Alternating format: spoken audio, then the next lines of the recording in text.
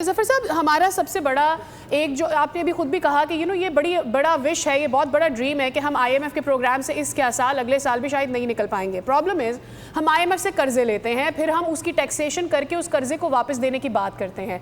My question is, हम बार बार direct taxation करते हैं, बहुत सारे ऐसे लोग भी इसकी जद में आते हैं जिसमें छोटा बिजनेसमैन भी है जो कि इतना कमा नहीं रहा जितना वो टैक्स दे रहा है, and that encourages people to evade tax, right?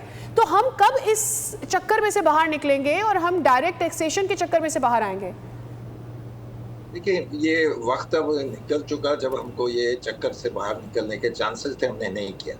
चक्कर से बाहर निकलने का 50 से ही चांस था कि भाई हम ये चक्कर से निकल जाएं और जो टैक्स देना है जिसको वो दे, और जो अनफॉर्चुनेट हैं जो नहीं भर सकते ये उसमें उनको लिए परसेंटेज वाइज कमी करें। अब आप देखें कि सैलरीड पर्सन लोगों के टैक्स कितने बढ़ गए, और ये आप देखें कि वो उनके $1900 पर कैपिटा इनकम की बात हो रही है। तो $1900 पर कैपिटा इनकम की बात होते होते आप वो तो देखिए कि उसके $2600 per month per capita income उसकी लिविंग की कॉस्ट आ गई है, तो वो तो परेशान हो गई।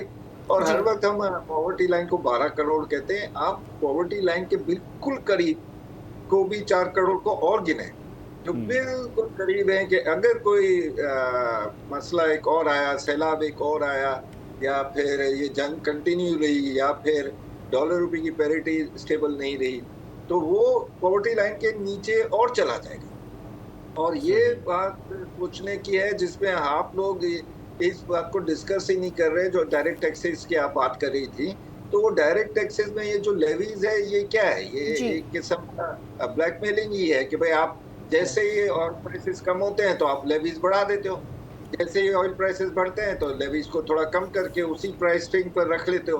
तो ये सब अब चक्कर देख रहे हैं दुनिया में। अभी जो है कोई बात हो रही थी कि बांग्लादेश ने सिर्फ 18 रुपए बढ़ाया जब ये जंग शुरू हुई, 18%।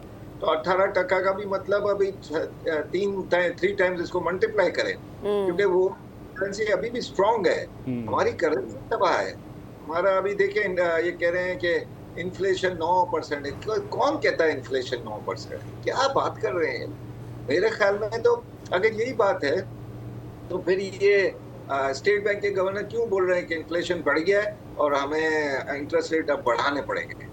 अगर इतनी नीचे तो इंटरेस्ट रेट सिंबॉलिकली ही 50 बेसिस पॉइंट कम करें, इसकी जगह 100 बेसिस पॉइंट अब नई मॉनेटरी पॉलिसी में बढ़ाएंगे ये लोग।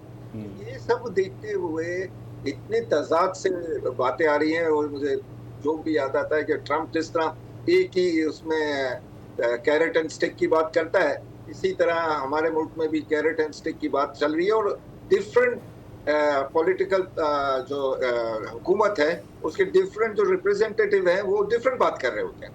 तो ये एक किस्म की मुश्किल आ रही है। कहीं एहसन इकबाल कोई बात कर रहे होते हैं, कुछ स्टेट बैंक के गवर्नर बात कर रहे होते हैं, फिर अपना औरंगजेब साहब की अलग थ्योरीज होती हैं। अब हमारे प्राइम मिनिस्टर साहब एक साथ, तो वो कुछ फॉर्मूला बताएं कि हम एक साल में क्या कर सकते हैं। तो अभी कर्जे किस्त अदा करने में मुश्किल हो जाती है।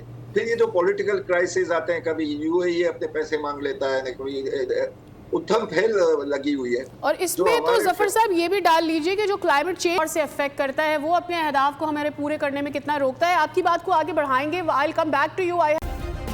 सब्सक्राइब करें और बेल दबाएं ताकि कोई खबर रह न जाए।